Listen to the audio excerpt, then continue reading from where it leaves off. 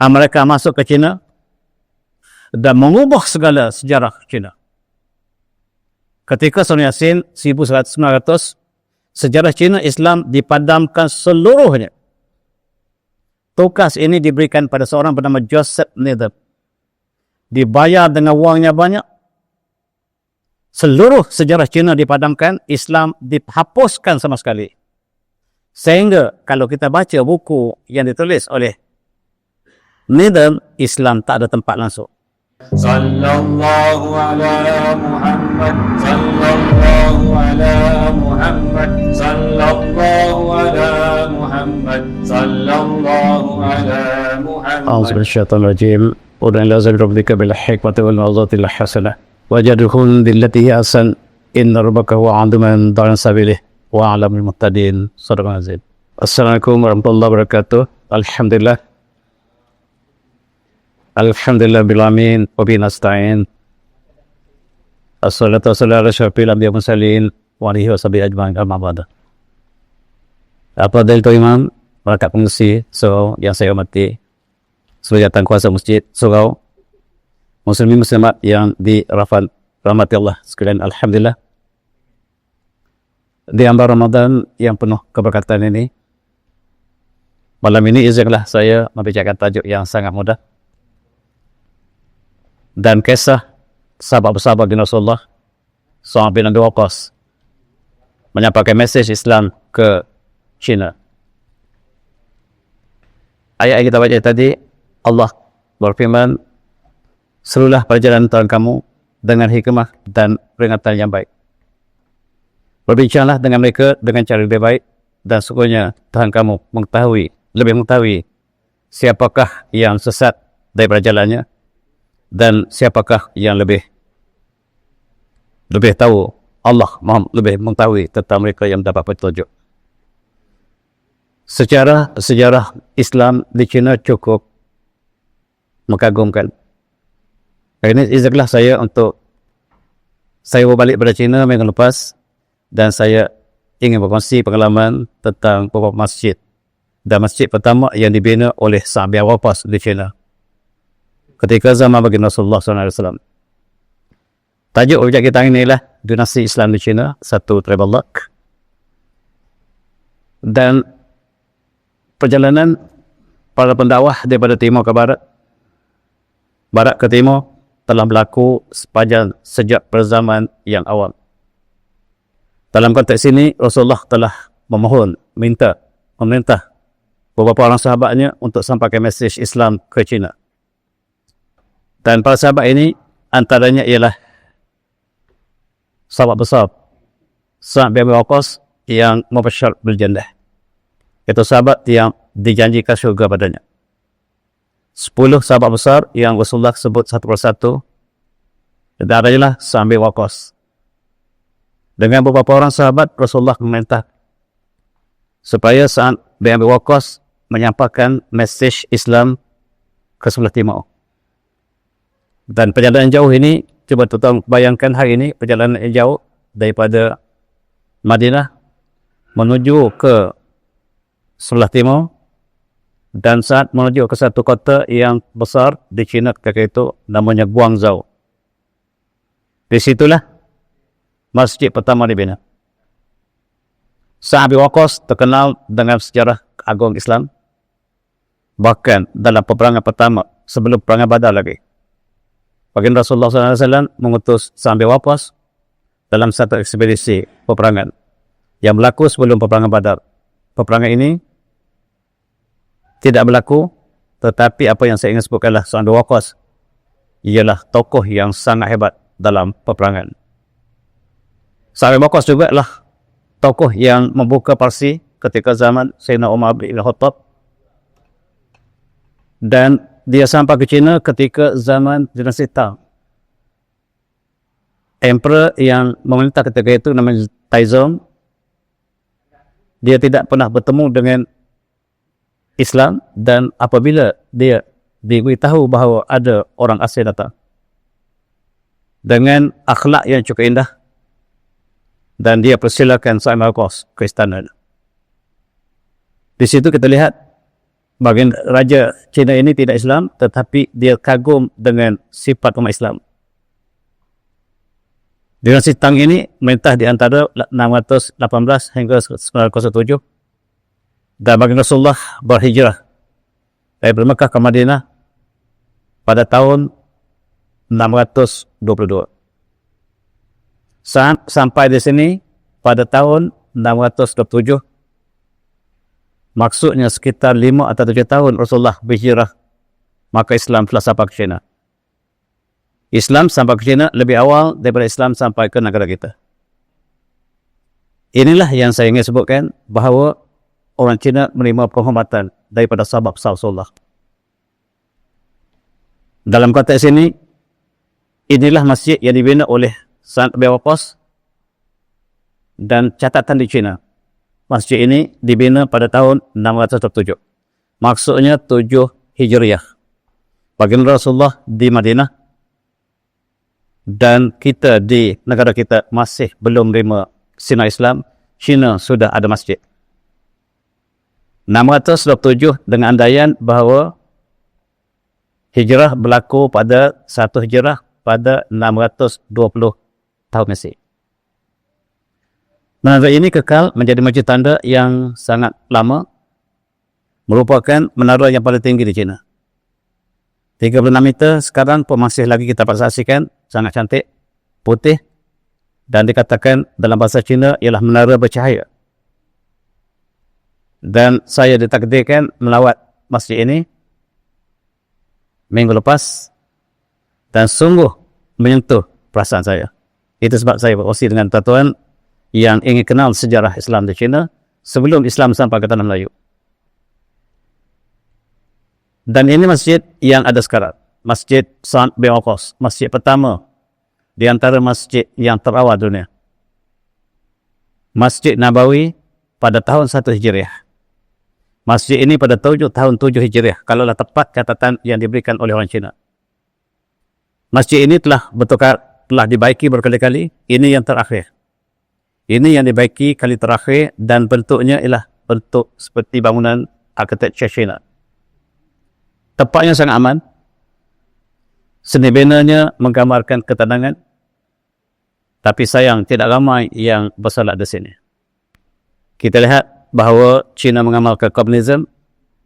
Agama tidak digalakkan. Tetapi demi untuk pelancongan, kerajaan China mengekalkan masjid ini. Dan dikatakan juga bahawa pada tahun 691 Sa'ad bin Waqqas telah diutus, yang tadi dikatakan pada tahun 627.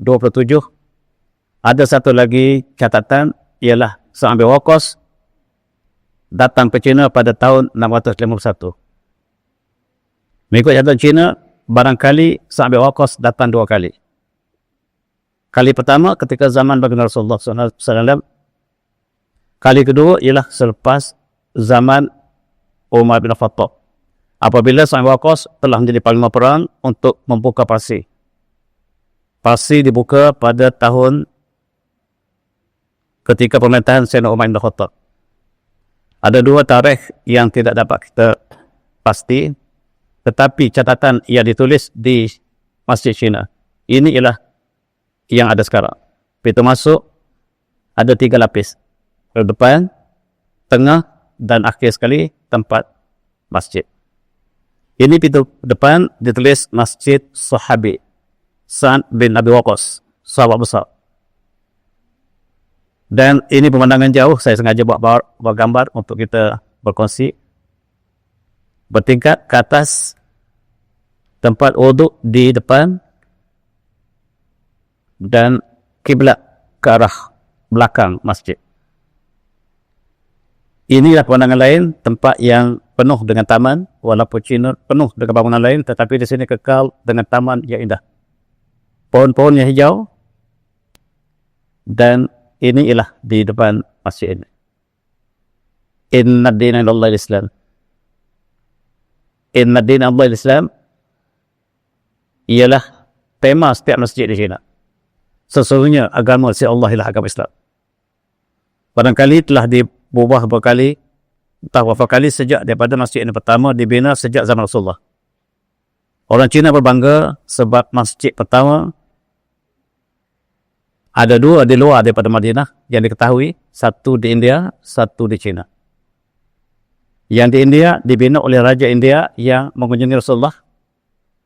Apabila Raja ini berpesta pada malam, baginda dicabar oleh Quraisy supaya membelah bulan. Dan mukjizat agung Rasulullah, ikrarusah wal syaqqal qamar, bulan terbelah. Raja ini sangat kagum dengan bulan terbelah dan dia minta tenteranya melihat apakah sebab bulan terbelah. Lalu mereka mengadakan ekspedisi ke Mekah. Ketika baginda berada di Mekah, raja ini telah bertemu Rasulullah di Mekah. Dan dikatakan raja ini kembali ke India dan meninggal dunia dalam perjalanan. Tenteranya balik semula ke India dan membina masjid pertama di luar Madinah. Itulah di antara masjid yang terawal, ialah berada di Madinah ketika baginda Rasulullah belum berhijrah. Yang maksud saya di India. Yang masih ada sampai sekarang. Dan hari ini kita bincang masjid yang dibina ketika selepas zaman Hijriah, yaitu pada tahun 7 Hijrah. Kalaulah tepat catatan Cina. Kalau tak tepat, itu pasal lain. Masjid ini ada catatan, ada batu. Dicatatkan dalam bahasa Cina. Batu ini telah hilang.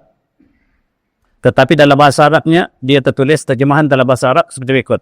Hadza huwa awalu masjid Fisin banahu Sayyidina Waqqas radhiyallahu anhu idza qala hadza dar li izhar Islam bi amri Rasulullah sallallahu alaihi wasallam. Ini dalam tercatat di atas batu, dipahat. Maksudnya ini masjid yang terawal di China. Ia dibina oleh Sayyidina Sa'ad bin Abi Waqqas di atas perintah baginda Rasulullah. Dan Rasulullah memohon supaya beberapa orang sahabat, termasuklah Sa'ad bin Abi Waqqas, datang ke timur dan sampaikan mesej Islam. Diterima dengan baik oleh Raja Tang.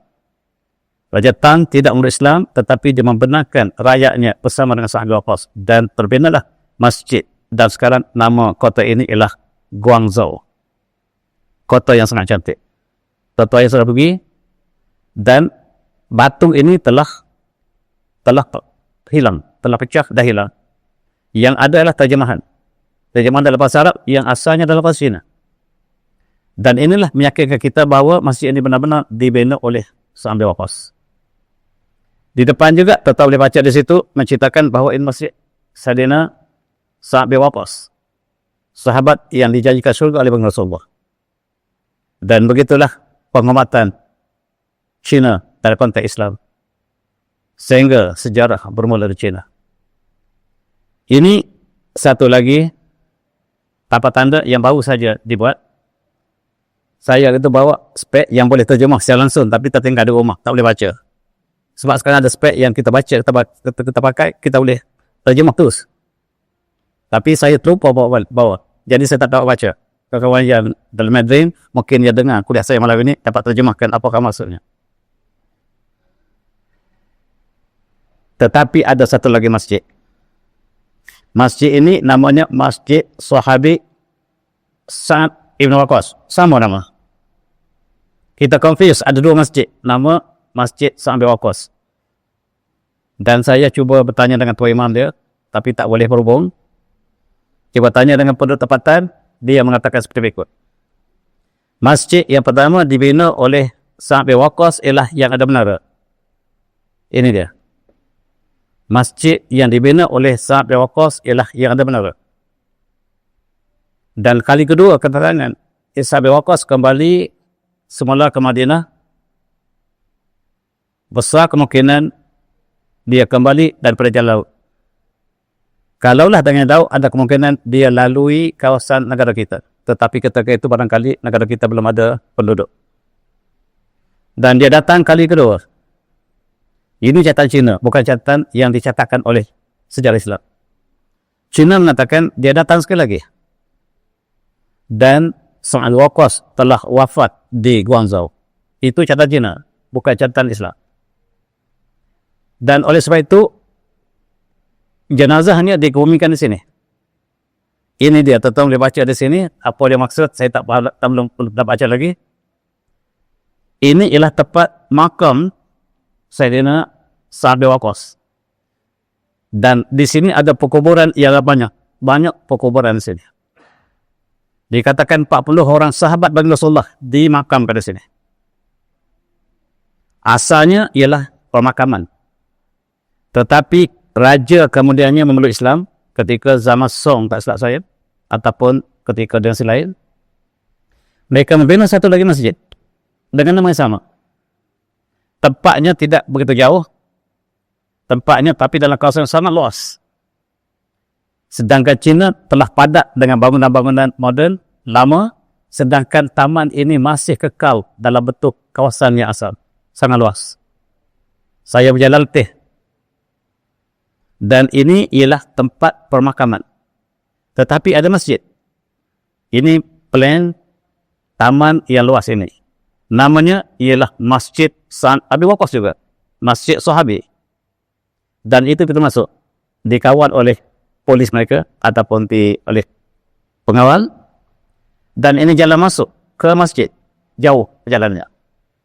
Menunjukkan bahawa tempat asal di-preserve oleh kerajaan China semata-mata untuk pelancongan. Bagi kita, kita melihat secara Islam. Dan selepas berjalan begitu jauh, kita temu pintu masuk ke masjid. Pintu masjid ini, masjid tua. Tetapi masjid ini dibina selepas masjid yang ada menara putih tadi. Kedudukan antara masjid yang kedua dengan pertama agak jauh, tapi dalam kawasan yang sama. Di sini penuh dengan taman yang indah. Dan inilah pintu masuk ke masjid. Sekali lagi, tuan yang taman-taman tiba baca, tuan semua kata kita. Dan di tepas pintu gerbang ini ada masjid yang lama. Ini dia. Dia tulis about Rawdah Abi Sa'ad Abi Waqqas. Maksudnya taman Sa'ad Abi Waqqas. Saya jangka di masjid. Masuk, tak ada tempat solat. Yang adalah makam. Apakah ini masjid yang dimaksudkan? Hari saya sampai di sini lah hari Jumaat. Saya datang lewat, orang sudah sembahyang solat Jumaat. Saya tak tahu di mana orang dirikan solat. Rupa-rupanya masjid baru didirikan tidak jauh daripada Rawdah Sa'ad Abi Waqqas, iaitu depan dia. Ini ialah tempat yang dikatakan masjid lama. Tapi fungsinya tempat berehat. Masjid sebab tempatnya sempit, tidak luas, dibina satu masjid yang besar di sebelahnya. Lebih besar daripada masjid yang pertama. Dan ramai orang Arab, orang Afrika, orang Melayu ramai, Indonesia ramai yang solat Jumaat hari itu. Dan ini tempat berehat. Masjid sudah berubah di tempat berehat, kata silap saya. Dan di sini ialah pejabat masjid untuk yang dibina yang baru. Ini dilihat daripada luar tempat masjid yang kita masukkan tadi. Masjid yang kedua. Masjid yang digunakan untuk solat Jumaat sekarang bukan di sini. Depan lagi. Dan ada sedikit sejarah di dindingnya untuk menceritakan sejarah Cina. Islam Cina. Dan saya dipahamkan Cina Islam masuk ke Cina ketika zaman Rasulullah. Sangat-sangat mulia. Sangat-sangat istimewa Cina. Dan ini lapangan luas tempat Islam berkumpul di depan masjid. Dan ini ialah permakaman. Di sinilah dikatakan makam Sa'ad Abi Waqqas. Masa tidak mengizinkan untuk saya masuk. Masa terhad, jadi saya tinggal daripada luar. Ada kawan kita yang saya juga, mereka masuk dan ambil gambar. Tetapi tidak ada banyak penerangan. Dan inilah dikatakan makam Sa'ad bin Abi Waqqas. Dan kubur ini dikunjungi oleh ramai orang. Saya tak masuk, cuma daripada luar. Di atas yang tulis Rawdah Abi Waqqas, iaitu Taman Abi Waqqas. Apakah ini benar-benar kubur Sa'ad Abi Waqqas ataupun kubur orang lain? Tak pasti. Tiada siapa yang dapat memberi keterangan pada kami. Dan bila kita bertanya orang lain pun, orang lain tak jelas. Tetapi tertulis Masjid Sa'ad Abi Waqqas Dan Raudhah ini juga boleh dimasukkan dengan perkuburan. Boleh masuk dengan lain juga. Dengan taman dan sebagainya. Memang dalam perkuburan itu pada taman. Dan dinamakan Raudhah Sa'ad bin Abi Waqqas. Kuburnya banyak. Kubur banyak dan dikatakan 40 orang sahabat di sini. Siapakah nama sahabat? Saya tidak pasti. Tetapi dalam catatan sejarah Islam, di sini ada 40 orang sahabat besar. Begitu hebat Cina, tuan-tuan, kita Malaysia, kita tidak ada seorang sahabat pun. Yang kita tahu saya pasti. Walaupun ada dakwaan bahawa di Kelang ataupun di tempat lain, mungkin ada sahabat, tetapi tidak ada satu pun kepastian yang ada jasad sahabat di negara kita. Tetapi di China ada 40 orang sahabat. Di bandar Guangzhou saja. Bandar Guangzhou saja ada 40 orang sahabat. Dan ini kubur ini dibuat kemudian. Dan mereka mengatakan bahawa sahabat yang terawam mangkaknya pada tahun 627 ataupun 29. Dan makam ini terbina sejak daripada kemakatan Sa'ad bin Waqqas. Itu catatan Cina. Bukan lagi catatan kita. Bukan catatan yang catakan di Madinah. Dan banyak kubur-kubur lain. Pun kita tak tahu siapa kubur siapa, tapi dalam catatan sejarah Islam terdapat 40 sahabat di Guangzhou. Di kota lain, di Guilin, di kota-kota yang Shao, kita tak tahu. Tapi yang saya melawat ialah di Guangzhou. Di Guangzhou saja ada 40 orang sahabat. Kemudian kehebatan Cina dari segi konteks awal Islam. Ketika barangkali kita belum menerima cahaya Islam, Cina sudah mendapat cahaya Islam. Hari ini berubah sama sekali. Dan sejarah ini harus dikenali oleh orang Cina.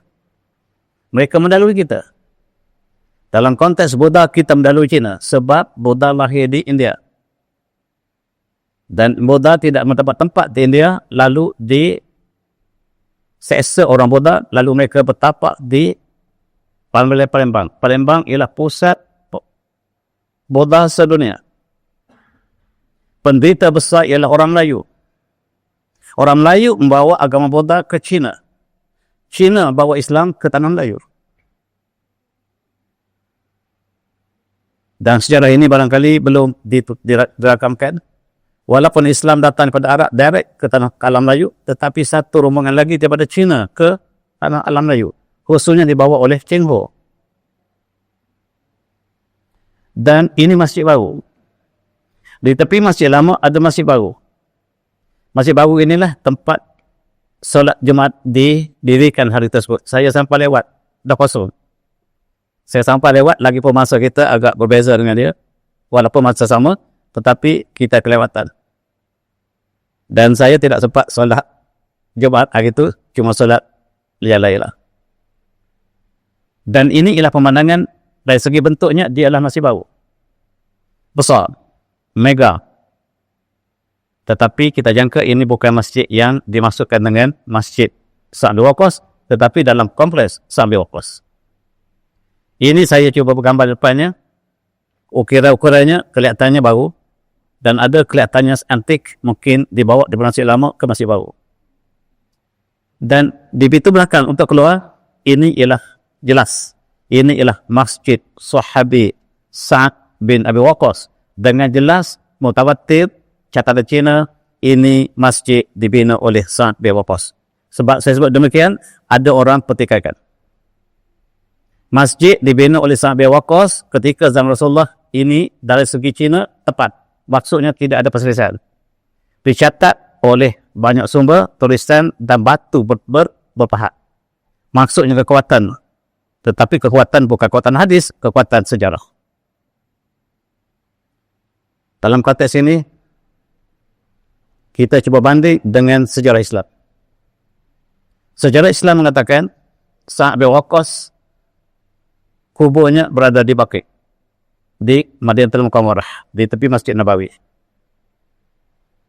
Dan Sa'ad bin Waqqas wafat di satu tempat bernama Aqid, Al-Aqid, di luar Madinah. Dan jenazahnya dibawa dan dikebumikan di kubur Baqi. Ini catatan yang tertulis dalam sejarah Islam. Tetapi sumbernya tidak nyatakan. Jadi ada dua versi Ada dua versi bahawa kuburnya di Madinah, satu versi yang ditulis oleh umat Islam dan yang dicatat oleh Cina. Kuburnya terdapat di China. Saya serahkan kepada tuan-tuan untuk mengkajinya. Itulah yang kita dapat saksikan di sana. Ada satu lagi riwayat mengatakan Sa'd bin Abi Waqqas kuburnya di Turki. Dan apabila pengkaji dilakukan secara lebih detail, mereka mengatakan bahawa yang berada di Turki itu bukan Sa'd bin Abi Waqqas, tetapi namanya Sahad bin Abi Waqqas. Sahad bin Abi Waqqas, bukan Sa'd, Sahad.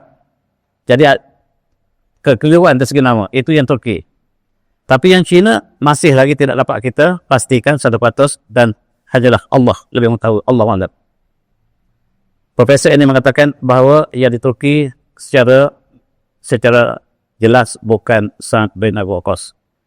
Maksudnya sama ada di Baqi' ataupun di China. Apa kata tuan? Lawat kubur Baqi' diberitahu bahawa di situ ada kubur sahabat besar Sa'd bin Waqqas atau tidak? Belum pasti. Saya belum pergi ke Madinah, belum temui kubur sahabat besar ni. Betul ada. Ini ialah kedua. Ini satu dinasti pertama ialah dinasti Tang. Islam telah tersebar di China ketika kita masih belum ada penduduk. Dan orang Cina harus mengetahui budaya. Dan Islam bertapak benar-benar di China ketika Kerajaan Song. Kerajaan Song, rajanya juga sebahagiannya Islam, sebahagian tidak. Tetapi dia memberikan penghormatan pada Islam. Kapital kepada Kerajaan Song ini ialah Kaifeng. Saya cuba tulis satu kota lagi yang ada hubungan dengan Kerajaan Song. Dan saya pergi ke utara sangat jauh, naik kereta api laju sekitar 400 km ke utara dan cuba cari di manakah kesan-pesan yang ditinggalkan oleh Islam ketika Kerajaan Song. Saya dibawa oleh pemandu ke satu taman. Taman ini dibina ketika Kerajaan Song. Dalam catatan Islam mengatakan bahawa ketika zaman Kerajaan Song, Islam telah bertakhta. Hukum hudud telah dilaksanakan di China ketika zaman Song. Undang-undang Islam telah terlaksana di China ketika Kerajaan Song. Ini dicatatkan oleh umpamanya oleh Sulaiman bin Sarafi dalam sejarah Islam. Dan di situ telah dilaksanakan hukum Islam. Maksudnya rajanya yang Islam. Sebab selagi kerajaan raja tidak Islam, tidak mungkin hukum Islam dilaksanakan dalam sebuah negara. Catatan ini ialah catatan yang kita baca kemudian. Ketepatan harus dikaji kembali. Dan saya dibawa ke sini. Satu tempat yang sangat cantik. Namanya Guilin. Tuan-tuan yang sedang pergi, seolah-olah dia adalah fantasi. Seolah-olah dia adalah awan alam lain. Seolah alam yang bukan alam nyata. Sangat cantik. Di sinilah Islam berkembang ketika Kerajaan Song. Saya cuba tanya pembantu, di manakah dapat kita lihat kesan-kesan masjid di sini? Dia bawa ke bawah beberapa masjid. Saya pergi ke masjid Guilin yang tidak tahu bilakah tarikhnya sebab yang bawa kita bukan Islam. Dan cuba tanya Islam, dia tak boleh jawab. Dan dia bawa kita ke masjid ini, imam ada tapi tak boleh cakap, tak dapat faham. Jadi kita hanyalah senyum. Assalamualaikum. Dan inilah yang tak kuasa masjid. Masjid Guilin, dari segi tengok tiang masjid ini, masjid antik. Di depannya, La ilaha illallah. Masjid ini dikunjungi oleh orang Malaysia yang juga tak tahu sejarah. Kebanyakan yang tinggal di Malaysia di sini hanyalah untuk solat dan mereka tidak berminat dengan sejarah. Jadi mereka solat, mereka keluar, cuba tanya maklumat, tanya orang Indonesia pun dia kata kita singgah solat je. Saya nak tahu sejarah, tak ada siapa yang dapat membantu sebab masa terhad. Tanya imam, imam hanya dapat Assalamualaikum. Anta takalam Arabiyah? Illa. Nanu Malaysia dia tahu. Tapi nak cakap tak boleh. Dan kita ini rombongan saya, beberapa orang, solat zuhur. Selepas mereka sudah solat, kita solat dan ini ialah pemandangan dalam Masjid Guilin. Masjid Guilin ini dibina ketika zaman Song. Raja Som sekitar tahun 1000 Masih. Sama ada masjid ini ada yang asal ataupun yang dibina kemudian tidak dapat maklumat. Tuan-tuan yang pergi kemudian boleh buat kajian seperinci. Mudah-mudahan maklumat ini dapat kita sebar kepada umat Islam. Dan kita ambil sempat bergambar saja. Di depannya adalah khat ayat Quran. Berbagai surah ditulis dalam khat style Cina. Dan dapat baca dengan jelas. Dan saya jangka khat ini ditulis kemudian, bukan asal sama masjid. Tetapi tiang-tiangnya kelihatan antik. Tiang-tiang bulat, kayu apa yang digunakan sangat antik. Dan di bawah latahnya pampas, bukan semen. Dan ini sebahagian pada ayat Quran. Tuan-tuan lihat di situ. Beberapa ayat Quran yang di khat style tulisan Cina. Dan menunjukkan bahawa Islam menjadi satu budaya yang sudah tersebar ketika zaman Song lagi. Ini juga sebahagian daripada masjid yang utama di kota Guilin, yang jauhnya 300-400 km ke utara daripada Guangzhou. Saya tertarik dengan bangku ini. Bangku ini ialah untuk orang Mekah yang uzur. Dia boleh duduk dan boleh tempat sujud. Ada tempat sujud. Kalaulah ada, kita boleh buat model di Malaysia, lebih senang bagi mereka yang kurang mampu untuk tidak boleh berdiri tetapi boleh bersujud. Kita bersujud di udara. China menggunakan sistem ini setelah lama. Ini satu versi yang saya tengok, dan satu lagi versi yang saya tengok ialah tempat sujud seperti ini. Lebih selesa. Dia putih dan tempat sujud dia condor sikit dan cukup dengan kita. Dan kalau kita boleh buat untuk orang yang uzur di Malaysia, saya nampak China mendahului kita.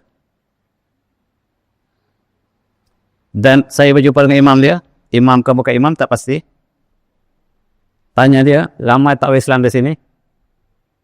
Kebetulan di rumah kita ada yang boleh bahasa Mandarin sikit-sikit ataupun faham bahasa Mandarin. Dia menceritakan ramai tapi tak datang masjid. Sama seperti kita Malaysia. Dan bila tanya, ada tak ramai ke datang solat setiap waktu, dia pegang tangan kita, bawa keluar masjid. Saya tak boleh sebut yang tak baik dalam masjid. Kita belajar sesuatu. Dalam masjid tak boleh cerita orang tak datang solat. Pergi luar masjid baru cerita orang sini tak datang solat. Dalam masjid tidak boleh bercakap yang tak baik. Termasuk menceritakan tidak baik pada saudara kita. Itu dia sebut pada kita. Jadi kita nak tanyanya, ramai tak masuk Islam? Dia kata ramai, tapi tak mari solat. Itu maksud dia. Tapi dia cakap di luar masjid. Dalam masjid tak boleh cakap macam tu. Kita cakap semua. Tuan-tuan. Saya pergi ke satu taman yang dibina oleh Raja Song. Raja Song melaksanakan Islam. Dan saya cuba cari kesan-kesan tanpa ada pembantu. Cuba cari sendiri. Sebab tak ada pembantu. Saya jumpa sebuah masjid. Di sini ialah tempat Taman Negara China. Di sini telah dikunjungi oleh 24 orang presiden. Setiap presiden Amerika mesti melawat sini. Tempatnya sangat cantik. Bahkan mereka katakan bayangan heaven bahasa mereka. Di sini ada banyak inskripsi. Di gua ini tertulis syair-syair yang kita tak boleh faham. Ini saya bergambar. Untuk menggambarkan, kita lihat di belakang saya, di tepi, di sebelah kanan, ada batu diukir. Menggambarkan kehidupan mereka satu masa, ketika Song, yang kita juga tak boleh baca. Kalau bawa cermata tadi, kita boleh baca. Tak tahu boleh beli cermata ni, dan dia terjemah direct. Jadi, sekali lagi kita tidak dapat maklumat, tetapi tuan-tuan boleh ulang untuk dapat kajian yang lebih terperinci. Saya bertemu sebuah masjid. Masjid terbiak. Kita tahu sekarang China adalah melaksanakan tasawuf komunisme yang agama tidak digalakkan. Bahkan dilarang dalam sebahagiannya. Masjid ini, di luarnya tulis, Urditu Islam, Urditu lakum Islam al-Dina. Ayat Quran, surah Al-Maidah. Dan masjid terbiak. Saya cuba masuk dalam masjid, kosong. Karena kami waktu pagi tentulah tidak ada waktu solat, masjid kosong dan seolah tidak dimakmurkan.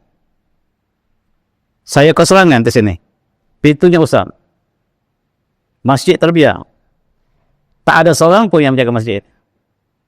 Saya jangka pintunya berkunci, tapi bila saya buka, dia terbuka. Barangkali ada sekali-sekala orang datang solat. Masjid sudah tidak berfungsi. Masjid ini saya jangkakan dibina ketika Kerajaan Song, sebab taman ini dibina oleh Kerajaan Song. Taman ini dibina Kerajaan Song memerintah sekitar tahun 1000 Masih.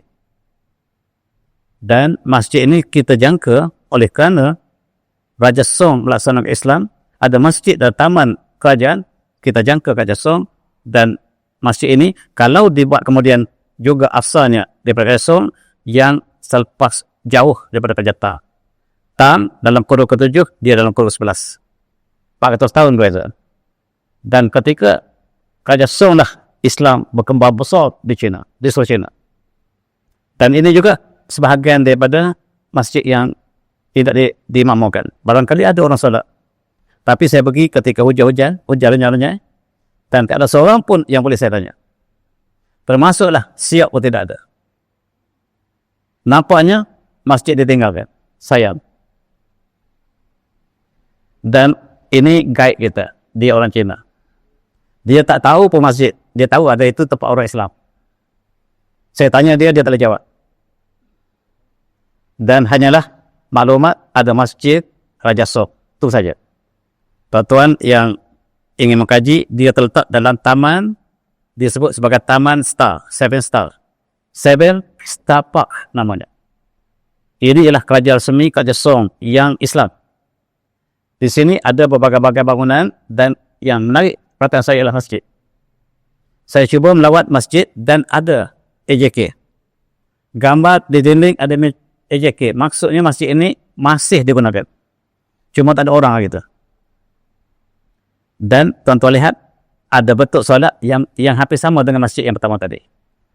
Orang yang wuduk ada tempat duduk yang selesa. Ada tempat sujud. Tempat kita sujud di udara. Yang ketiga ialah Kerajaan Mongol. Kerajaan Mongol ialah kerajaan Islam tulen. Kerajaan yang terbaik di China, kerajaan Islam ialah kerajaan Mongol. Kita ingat Mongol datang untuk hancurkan Islam. Genghis Khan, Kublai Khan datang daripada Mongolia pergi ke timur sampai Baghdad, hancur seluruh kota. Bila seluruh umat Islam dibunuh, darah mengalir di mana-mana, kitab dibakar, mereka peluk Islam beramai-ramai. Subhanallah. Orang Mongol memeluk Islam beramai-ramai. Akhirnya mereka bawa Islam ke Eropah. Mereka bawa Islam ke Rusia. Islam di Rusia, orang Tatar ialah orang Mongol. Dan kita tertambudi kepada orang Tatar yang menghancurkan Islam.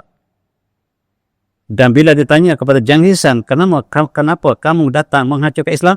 Saya datang sebab Allah suruh saya hancurkan Islam yang sudah lupa Islam. Itu jawapan Genghis Khan.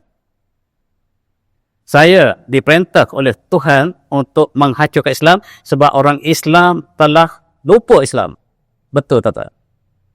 Ketika Baghdad telah agung dengan tamadun, khalifah kita telah hilang pedoman perjuangan Islam. Datang Genghis Khan dan salah seorang daripada keluarganya memeluk Islam dan membawa Islam ke China. Membentuk sebuah kerajaan terbesar Islam yang pernah ada wujud. Ialah Kerajaan Mongol. Kerajaan Mongol bertahta dalam kurun yang ke-13. Tepatnya 1245 ataupun 34, Beijing, Peking menjadi pusat Islam. Dan ketika Mongol, Al-Quran dilaksanakan sepenuhnya di China. Mereka melaksanakan hukum hudud, potong tangan, perzinahan direjam, dan tercatat dalam sejarah agung China. Genghis Khan tidak masuk Islam. Kublai Khan tidak masuk Islam. Tetapi keluarga sepupu Kublai Khan memeluk Islam. Dan Dalam satu hadis Rasulullah bersabda, la taqmu hatta tuqatilu qauman sirrul ayun. Tidak berlaku hari kiamat sehinggalah kamu akan memerangi satu kaum yang matanya sempit. Dan Rasulullah sebut, kamu tidak akan berlaku kiamat sehingga kamu perangi satu kaum yang mata sempit. Tuqatilu qauman sirrul ayun. Mata-matanya sempit. Ara wujud, muka lebar. Kan ayunun hadaqat jarat, dan mata keluar macam belalat. Kan wujud macam amatriqah, mata rata. Muka tidak ada pipi yang timbul tapi rata, kata Rasulullah. Kamu akan memerangi satu kaum yang muka mereka rata, hidung mereka penyit, mata mereka sempit. Mereka pula pakai bulu yang tanlu ansyar, kasut mereka daripada kulit binatang. Wa tahrizu ad-daq hatta yarbita khuyulahum bin nakhli, dan dia akan sampai ke negara Arab dan mereka tambak kuda-kuda mereka di pohon-pohon tamar. Maksudnya mereka akan sampai ke negara Arab. Benar, ini sampai. Namanya Genghis Khan. Muka dia tepat yang Rasulullah sebut. Mukanya rata. Moyang saya juga datang daripada Cina, tetap. Moyang saya datang daripada China. Alhamdulillah, umat Islam di tanah. Mereka datang cari emas.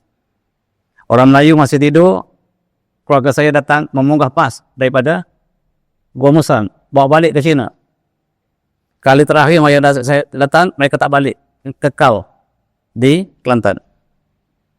Dan emas masih dapati yang dibawanya. Dan sifat yang disebut oleh baginda Rasulullah ialah tepat dengan orang Mongol.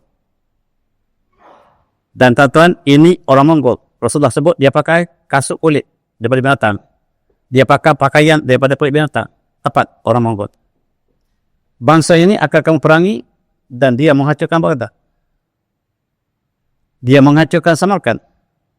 Dia menghancurkan Bukhara. Dia menghancurkan Tashkent. Dia menghancurkan Isfahan. Akhir sekali sampai kota Baghdad. Di Baghdad, kota Baghdad jatuh dalam masa singkat. Perdana Menteri telah belok dan bersama dengan Genghis Khan, bersama dengan Kublai Khan, menjatuhkan kerajaan mereka sendiri. Akhirnya khalifah kita ditangkap. Khalifah al-Muntazimillah. Dan disepak macam bola. Dijadikan bola. Sebelum disepak mati, dibawa di manakah kamu menyimpan emas dan harta. Dan khalifah dengan menggigil beritahu, inilah harta saya yang banyak. Kata Kublai Khan, alangkah malang. Kalau kami ada harta sebanyak ini, kami akan jadikan pertahanan untuk pertahankan kota ini. Tetapi kamu tidak jadikan harta ini untuk pertahankan kota kamu, dan kami dapat masuk dengan mudah. Ulama dibunuh. Kitab dibakar. Tamadun dihancurkan. Lepas Baghdad hancur, mereka meluk Islam beramai-ramai. Subhanallah.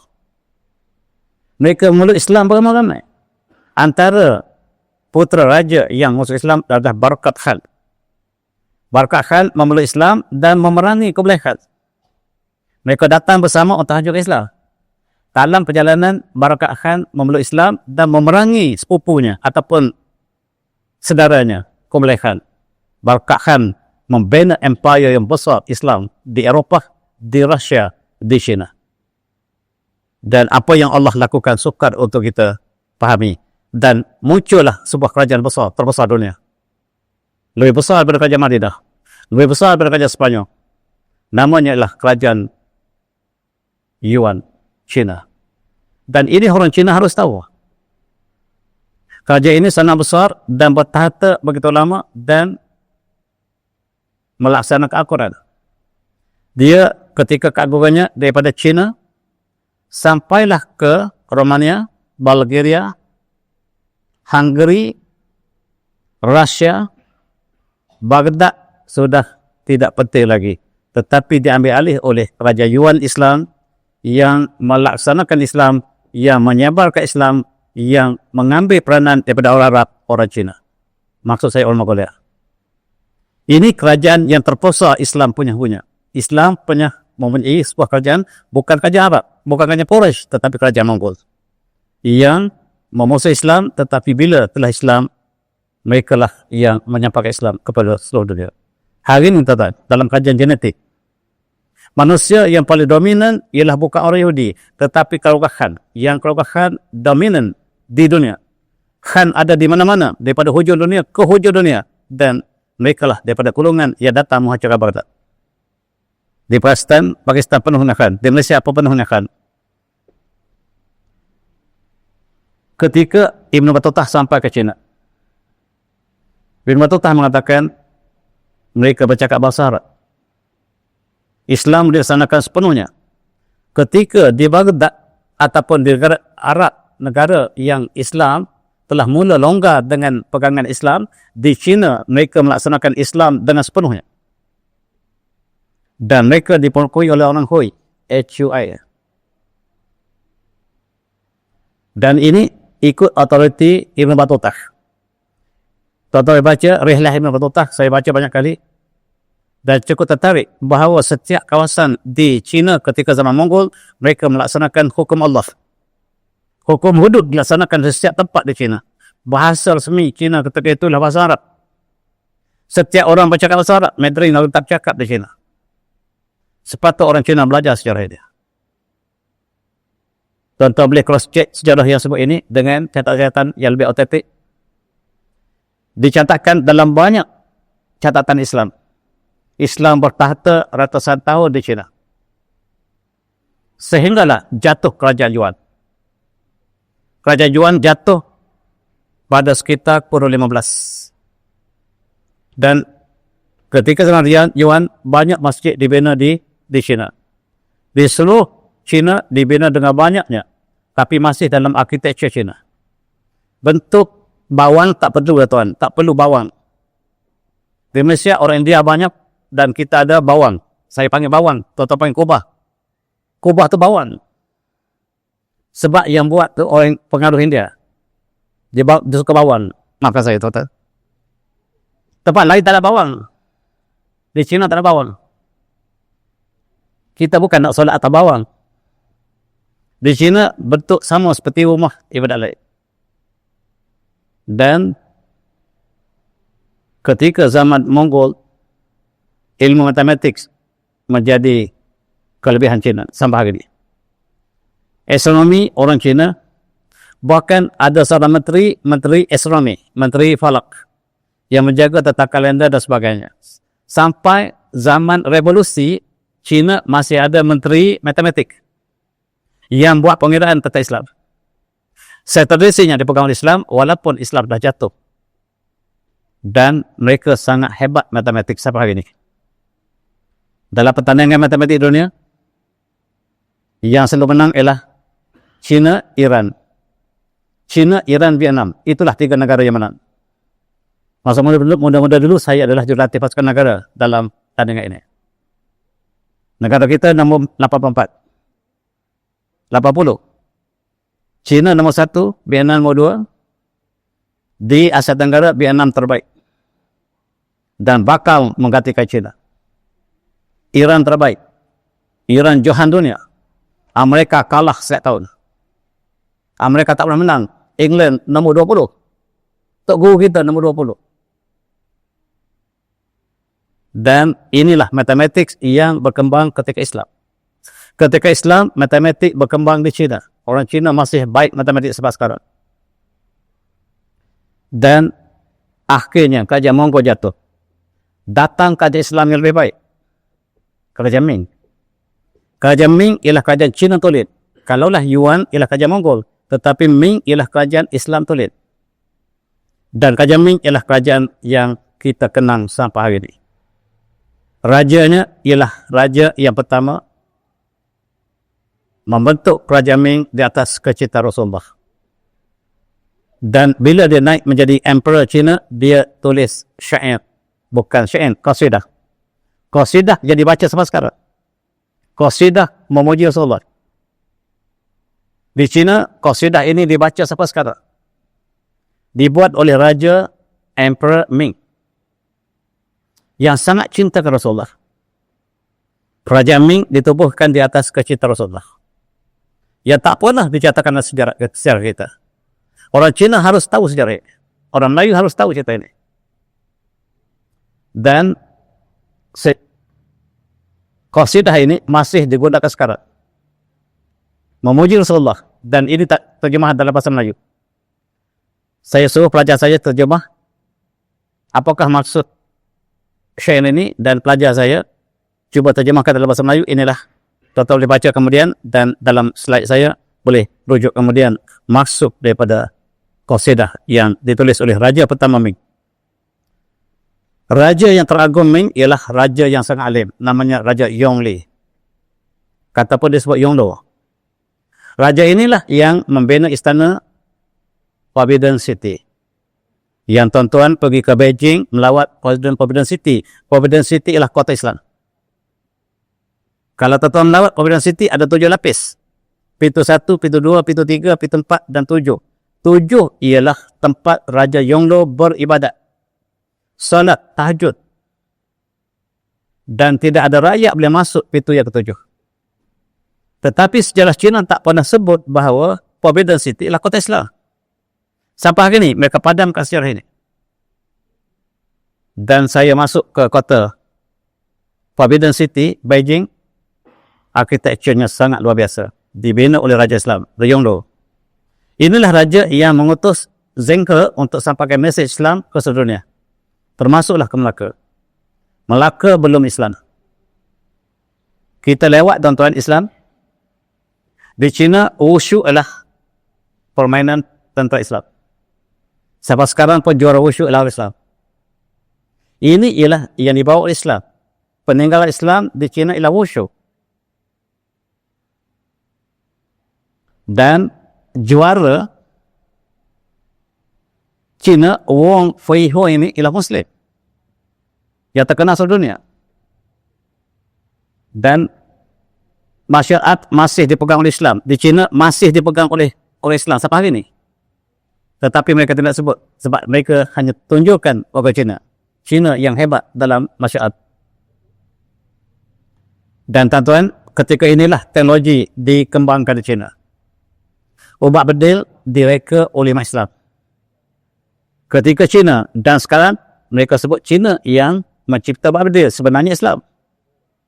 Umat Islam China yang menciptakan ubat bedil, kombinasi daripada potasium nitrate, charcoal dan sulfur.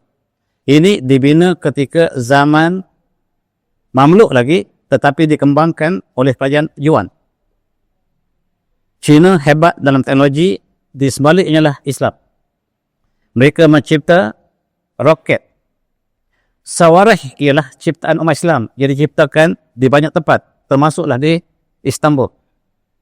Di dalam konteks China, China juga menciptakan sawarih, iaitu semisal ketika zaman kerajaan Mongol. Semua ini Islam, tak ada kena dengan agama lain.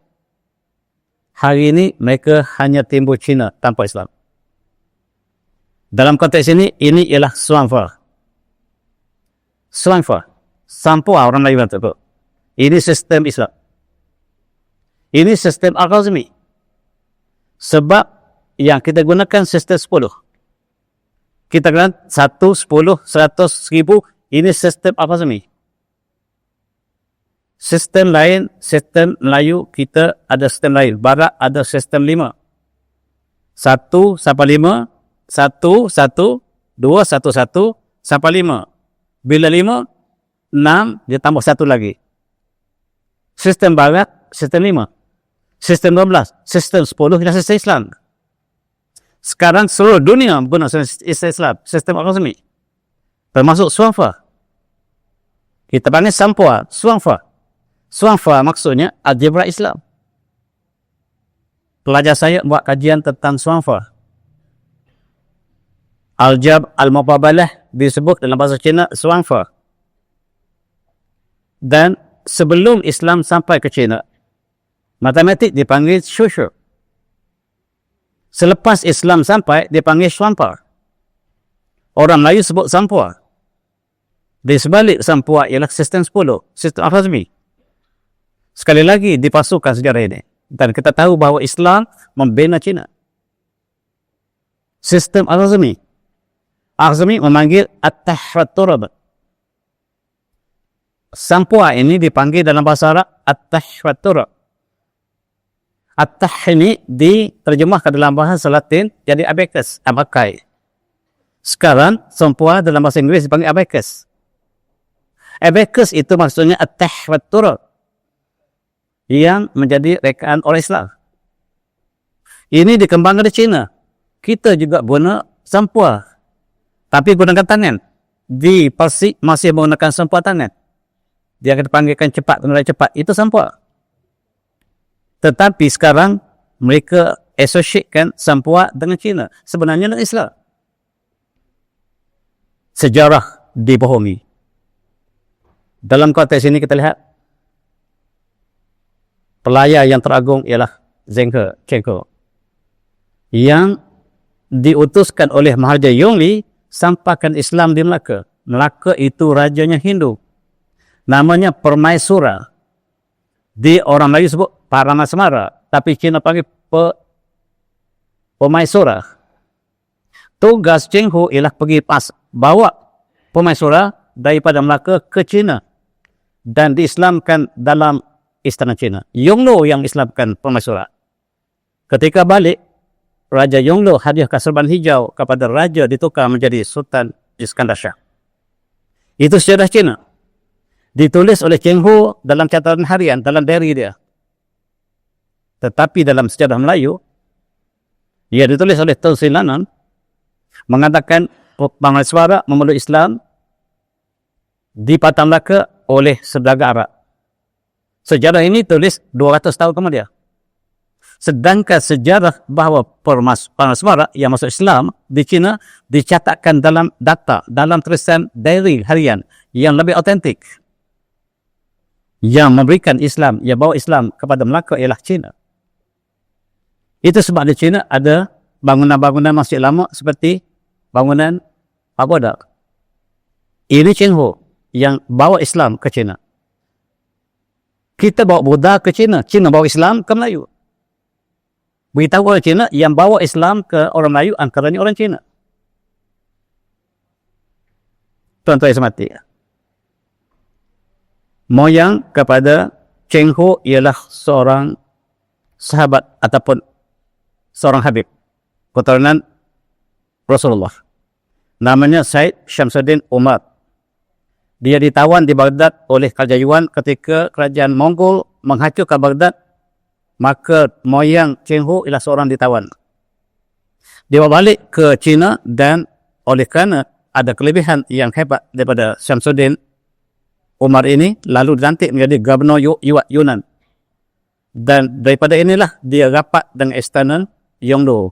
Sehingga akhirnya cucunya Zheng He dilantik menjadi pendakwah. Zheng He datang sebagai pendakwah bukan sebagai tentera. Melaka diislamkan oleh Cheng Ho. Sejarah Cina mengatakan Malaysia, Melaka diislamkan oleh Cheng Ho. Kemudian orang Melayu memeluk Islam beramai-ramai. Bila Raja Permaisura memeluk Islam, seluruh orang Melaka memeluk Islam. Itulah Melayu, tuan-tuan, sangat mudah. Bila Raja Buddha, seluruh rakyat Buddha. Bila Raja Hindu, seluruh rakyat Hindu. Bila kebaikannya, bila Raja sudah Islam, seluruh rakyat Islam. Tak ada satu bangsa dunia yang satu agama, satu bangsa kecuali Melayu. Tidak ada. Tidak ada bangsa kedua yang satu bangsa, satu agama kecuali Melayu. Tidak ada. Dalam konteks ini, kita lihat masjid di Melaka dalam bentuk Cina. Yang sama seperti Masjid Guilin, sama seperti masjid di Guangzhou. Maksudnya budaya ini masih dikekalkan. Bawang tak perlu. Wah, susah je buat bawang. Tuan-tuan seperti, tengok bahasa Melayu. Cawan, tanglong, teko, beca, semuanya bahasa Cina. Amoy, semuanya bahasa Melayu daripada bahasa Cina. Teh dan sebagainya. Pisau. Dan rupa orang Islam ketika zaman Ming ialah dia ada sanggu di atas kepala. Lelaki ada sanggu atas kepala. Yang ada tongcang ini, ia datang kemudian, orang Manchu. Ia datang ke Malaysia, ialah bukan Islam. Dia datang ke Malaysia kemudiannya ialah orang Mancur yang ada tongkat.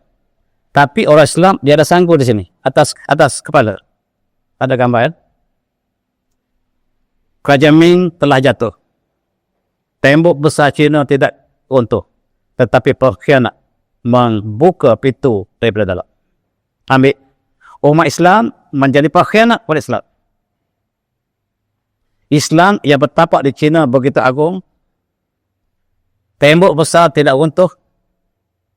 Tapi pintu dibuka daripada dalam. Sebab ada konspirasi. Jatuh kerajaan Islam, masuk kerajaan bukan Islam. Kerajaan Qing. Kerajaan Manchu. Dan sejak itulah Islam ditekan sampai hari ini. Dan ketika kerajaan Qing ataupun kerajaan Manchu, kezaliman ke atas umat Islam berlaku secara berterusan. Daripada kurun yang ke-17, 16 sampailah hari ini. Dan diambil alih oleh pemimpin revolusi mereka, Dr. So Yat-sen, yang telah berkiblat ke barat. Mereka masuk ke China dan mengubah segala sejarah China. Ketika Sun Yat-sen 1900, sejarah China Islam dipadamkan seluruhnya. Tugas ini diberikan pada seorang bernama Joseph Needham. Dibayar dengan wangnya banyak. Seluruh sejarah Cina dipadamkan, Islam dihapuskan sama sekali. Sehingga kalau kita baca buku yang ditulis oleh Needham, Islam tak ada tempat langsung. Ini ialah dilakukan oleh Amerika. Amerika melakukan konspirasi pada Islam dengan pertama ialah mengubah sejarah. Sehingga inilah yang dirujuk oleh para profesor kita. Profesor kita yang tak tahu bahasa Arab, mereka rujuk dalam bahasa Inggeris dan ditipu hidup-hidup. Dan buku yang terkenal di dunia ialah Science and Civilization in China. Ditulis oleh Joseph Needham menjadi rujukan dunia. Dan mereka membayar dengan harga yang banyak untuk pasukan seluruh sejarah Cina. Islam dipadamkan semua sekali. Sehingga orang Cina tak tahu bahawa asal moyang mereka Islam. Dan mereka pasukan teknologi yang berlaku di Cina. Kompas yang dibina oleh umat Islam, mereka pasukan. Mereka kata Cina yang mereka kompas. Benar, tapi oleh Islam. Dan akhirnya zaman Soviet, zaman komunis menjelma, maka bermulalah masa kehancuran Islam yang total di China. Ketika Soviet Union diperintah oleh komunis Yahudi, ketiga-tiganya mereka ingin membina kerajaan Israel di Rusia. Mereka hantar 3 tokoh. Tetapi apa akhirnya mereka mengatakan Rusia tidak sesuai untuk Israel, kita ambil Palestin. Maka tukar hala daripada Rusia menuju ke Palestin, maka Palestin lah yang mendapat derita. Sebelum Palestin menderita, orang Islam di Rusia dan China dapat derita yang hampir sama dengan Palestin sekarang. Israel tidak jadi dibina di bumi Rusia. Tetapi pembunuhan telah dilakukan oleh Stalin, oleh Lenin, oleh Mao Zedong. Dan sejarah yang sangat berat berlaku tahun 1949. Umat Islam dibunuh di seluruh China. Kerajaan Manchu yang baru muncul mengambil sikap kasar terhadap Islam. Sebab Ming ialah musuh politik mereka. Orang Islam ialah orang yang dikatakan Ming. Padahalnya ada orang yang bukan Ming. Dan mereka gambar benar diambil tahun 49, umat Islam dibunuh seperti itu. Yang menggunakan darahan Mao Zedong. Mao Zedong telah membunuh sebanyak 79 juta kebanyakan umat Islam. Saya ulang. Yang ditutup selama ini. Ketika zaman China, Mao Zedong menjadi pembunuh terbesar umat Islam. Dan membunuh 79 juta. Bila ada peluang, mereka akan lakukan ini. Yang diikuti oleh Stalin, komunis sama, komunisme. Diikuti oleh tokoh-tokoh lain yang membunuh, termasuklah Pol Pot, membunuh umat Islam di Kemboja dalam rangkaian sama. Islam harus dihapuskan. Sekarang mereka merajalela di Palestin, di Gaza, dalam rentan yang sama. Jangan kita lihat dalam benda yang terpisah. Dan tuan-tuan, nasib Xinjiang yang asalnya orang Turki berada di East Turkistan, Turkistan Timur, ialah orang Uyghur yang telah menerima mihnah yang sangat besar apabila East Turkistan dimasukkan dalam Republik China tahun 1949. Sebelum itu mereka kerajaan yang bebas, kerajaan Islam. Tetapi bila dimasukkan dalam China menjadi satu wilayah China, maka bermulalah umat Islam ego dizalimi. Mereka lah para ulama kita yang berulang alik ke Mekah, dan mereka telah membentuk satu identiti Islam yang besar di Xinjiang. Turkistan Timur ditukar oleh China menjadi Xinjiang, tempat yang sangat cantik. Saya nak pergi baru ni tak sempat, insyaAllah lain kali. Dan mereka membawa sinar Islam di tengah Asia. Mereka satu bangsa dengan Turki di Istanbul. Tengok muka mereka sama. Dan mereka masih mengamalkan silat yang China terkenal dengan silat ialah orang Islam. Dan mereka tengok kelihatan mereka, orang Turkistan Timur, orang Turki Istanbul, orang China ialah keturunan Ya'juj Ma'juj daripada saluk galut yang sama. Ya'juj Ma'juj ayah mereka nama Maruk. Kemudian mereka beradik dengan Tubal. Tubal ini ialah bangsa barat. Dan Kumar inilah bangsa yang termasuk Korea. Korea, Turki, China, Xinjiang, saudara. Ya'juj Ma'juj juga saudara mereka. Turki ialah Ya'juj Ma'juj yang baik, dan Ya'juj Ma'juj yang tidak baik masih belum keluar. Turki dengan Ya'juj Ma'juj bangsa sama. Moyang sama, ayah sama. Dan mereka berpunca daripada Nabi Nuh AS. Ini ialah keturunan. Dan terlihat satu persatu di manakah Ya'juj Ma'juj daripada keturunan Nabi Nuh AS. Dan inilah orang Xinjiang yang telah dizalimi oleh China. Mereka satu bangsa dengan orang Dagestan, orang Chechen, orang Rusia, Mongolia, bangsa sama. Dan Allah menyatakan, Allah ciptakan manusia berbangsa-bangsa untuk kita kenal mengenai. A'udzubillahi minasyaitonir rajim. Ya ayyuhan nas inna khalaqakum min dzakarin wa unsa wa ja'alnakum syu'uban wa qabaila ta'arafu. Inna akramakum minallahi atqakum innallaha alimul khabir. Wahai manusia, sesungguhnya kami cipta kamu daripada lelaki dan wanita, dan kami jadikan kamu berpuak-puak dengan berkaum-kaum kabilah supaya kamu saling kenal mengenali. Sesungguhnya yang paling mulia di sisi Allah ialah yang paling bertakwa, dan sesungguhnya Allah Maha mengetahui, Maha khabir. Tuan-tuan, di Ebor kita lihat di Xinjiang satu cerita yang cukup malang. 10 tahun pas, kita lihat bagaimanakah mereka diseksa, masjid diruntuhkan, dan umat Islam tidak dibenarkan untuk solat. Di Xinjiang umat Islam tidak dibenarkan solat, tapi di China yang bukan Xinjiang, masjid masih buka. Walau banyak diruntuhkan, tapi ada masjid-masjid ikon yang dikekalkan untuk tujuan menyatakan kerajaan China adalah kerajaan yang baik, tidak meruntuhkan masjid. Tetapi di Xinjiang lain sikap mereka. Masjid diruntuhkan, ditutup. Masjid tidak dibuka. Saudara kita yang menyatakan mereka masuk ke masjid dan dibunuh. Masjid tidak boleh masuk lagi, tidak boleh solat lagi. 10 tahun lepas. Dan 16,000 masjid diruntuhkan. 16,000 di Turkistan Asy-Syarqiyah, iaitu Xinjiang nama sekarang.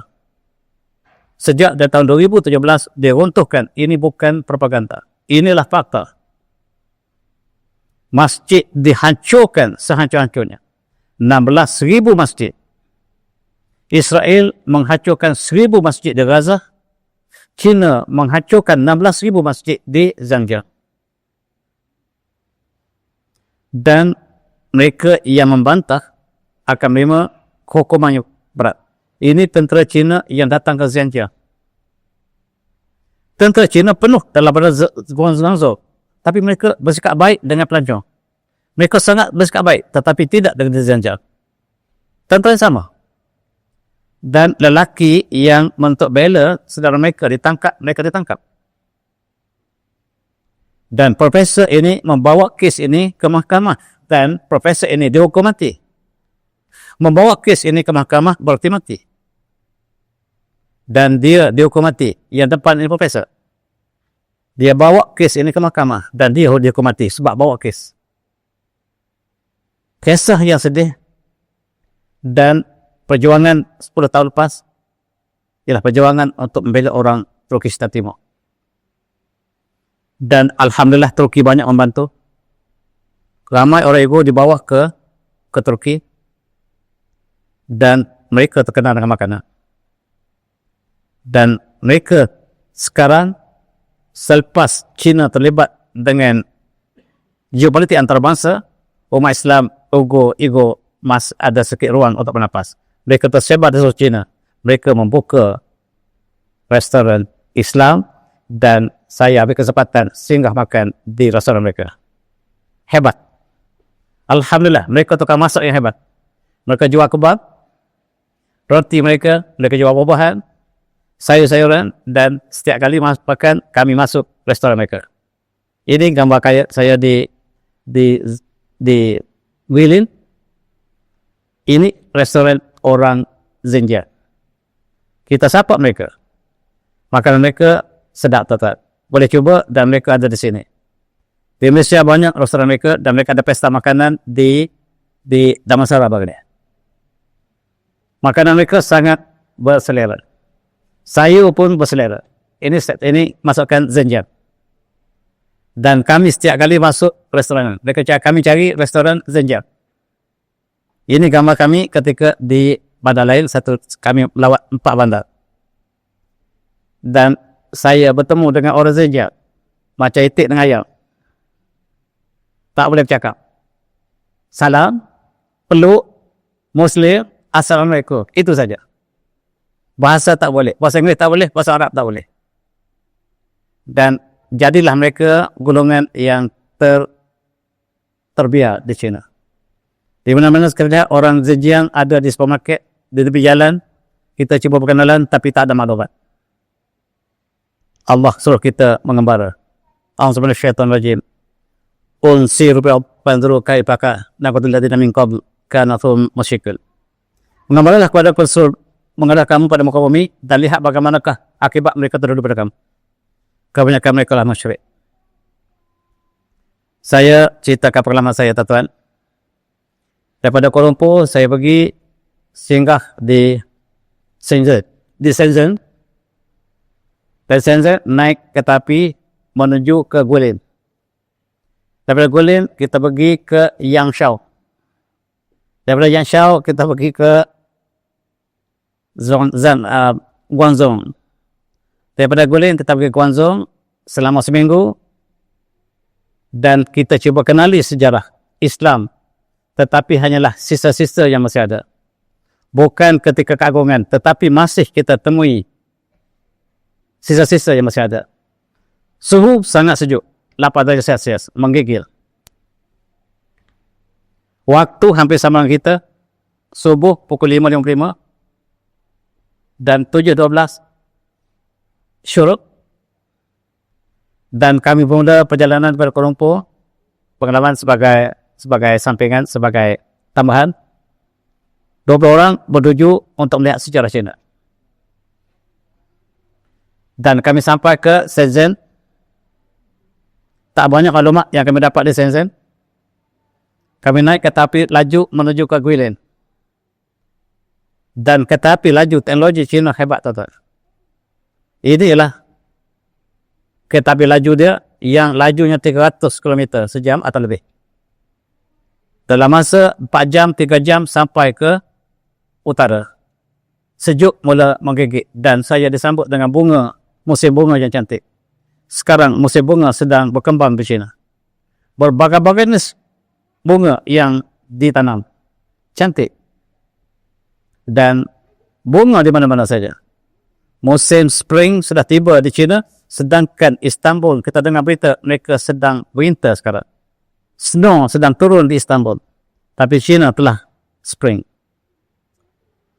Dan kita bertemu dengan orang Zenja menjual buah-buahan, buah strawberry yang sangat manis, buah cherry yang sangat besar. Mereka menjual rambutan, rupa rambutan, rasa cili, rasa leci. Ini semua dilakukan oleh orang Zenja. Ini buah rambutan, rasa leci. Dan kedai-kedai mereka juga ada berbagai-bagai buah. Dan kita temui masjid mereka. Dan beberapa tempat kita singgah di masjid mereka, sebab saya tumpuan saya untuk mencari masjid. Di sini juga kita temui masjid yang agak baru. Alhamdulillah, boleh solat zuhur jamak. Dan budaya orang Cina adalah membaca. Satu buku pun tak ada dalam bahasa lain, semua bahasa Cina. Kita masuk, keluar balik. Buku berlapis-lapis, berbelik-belik. Budaya Cina adalah membaca. Walaupun ada teknologi, tapi mereka tidak meninggalkan buku yang fizikal. Dan mengembaralah muka bumi. Lihatlah bagaimana Allah memulakan ciptanya. Dan Allah akan membangkit ke depan di akhirat. Sesungguhnya Allah Maha berkuasa atas segala sesuatu. Inilah kemenangan gulin, tuan-tuan yang ingin melancong. Dan carilah maklumat Islam yang banyak ketika song di sini. Tempatnya sangat cantik, sejuk. Dan terpaksa kita menggunakan api untuk membakar tangan, untuk panaskan tangan. Kalau tidak, menggigil. Yang dicatatkan 8 darjah, tetapi saya rasa macam 0 darjah. Dan makanan orang Zenja, mie tarik. Boleh makan ketika sejuk, panas. China mempunyai teknologi yang sangat luar biasa sekarang. Tempat yang tradisi mereka dikekalkan dan seolah-olah kota kaya. Kecantikan di Guilin tak pernah saya lihat. Kecuali di Istanbul yang hampir menyerupai. Tetapi dengan suasana yang tenang, sungai yang mengalir, dan gunung-gunung yang di sini ikan yang banyak, memberikan satu ketenangan untuk mereka yang inginkan kedamaian. Di sinilah Islam berkembang. Di sinilah Islam berkembang serta masa dulu. Yang sekarang hanya adalah sisa-sisa masjid yang terbiar. Kita kenang kembali ketika keagungannya. Dan China mengekalkan tradisinya dengan rakit. Rakit terdapat di mana-mana. Kami naik rakit. Kami naik kerus menyusuri sungai untuk melihat sebahagian daripada jalan dakwah. Dan umat Islam menggunakan sungai ini Li Jiang untuk sampaikan mesej ke seluruh sungai. Dan kita hanyalah melihat sisa-sisa yang tidak ditinggalkan lagi dalam krus. Dan kita cuba mengembara sebahagian sungai, tetapi Islam sudah tidak ada lagi. Tanda-tanda Islam telah hilang. Yang ada ialah bangunan lama. Sama ada hubungan Islam atau tidak, tak dapat kita pastikan. Kesan-kesan museum mereka tidak sempat kita terokai. Dan saya percaya kerajaan Ming ada sejarah Ming, ada kerajaan Yuan, ada Song di sini. Tetapi museum ini tak dapat kita masuk sebab masa terhad. Dan kesan-kesan yang lama di pelabuhan ini kita percaya ada hubungan Islam. Tetapi tidak maklumat yang banyak. Dan sekarang China telah menjadi negara yang sangat maju. Saya lihat lebih banyak bangunan tinggi di China daripada di Eropah. Bangunan ini sangat luar biasa, sangat hebat. Tempat Olimpik yang lepas. Olimpik diadakan di sini musim sejuk pada tahun 22 lepas. Dan akhir sekali, saya singgah di tempat kelahiran Bruce Lee. Ini rumah dia di Guangzhou. Masuk rumah dia. Rupa-rupanya dia orang bangsawan. Ini rumah Bruce Lee. Dia keluarganya keluarga bangsawan yang ada opera. Dan saya masuk depan rumah dia. Ini rumah Bruce Lee. Dia terkenal di Amerika, tetapi keluarganya masih berada di China. Dan rumahnya ada 2 tingkat, menggambarkan keluarga yang bangsawan. Rumahnya masih kekal, dan itulah sejarah Islam di China. Sekarang alhamdulillah kita diambang puasa. A'udzubillahi minasyaitonir rajim. Ya ayyuhalladzina amanu kutiba alaikumus-syamu kama kutiba alal ladzina min qablikum la'allakum tattaqun. Wahai orang yang beriman, diwajibkan kamu berpuasa sebagaimana diwajibkan atas orang yang sebelum kamu. Mudah-mudahan kamu takwa. Dan di sana telah tetapkan 1 Mac hari mula berpuasa. Di Guangzhou telah ditulis di masjid, kita mula berpuasa 1 Mac hari Ahad barangkali. Kita baru tengok 6 bulan, mungkin nampak, mungkin tidak. Kalau tidak, kita jatuh 2 bulan. Kalau nampak, insyaAllah 1 bulan juga. Kalau tak nampak, 2 bulan. Inilah takwim mereka.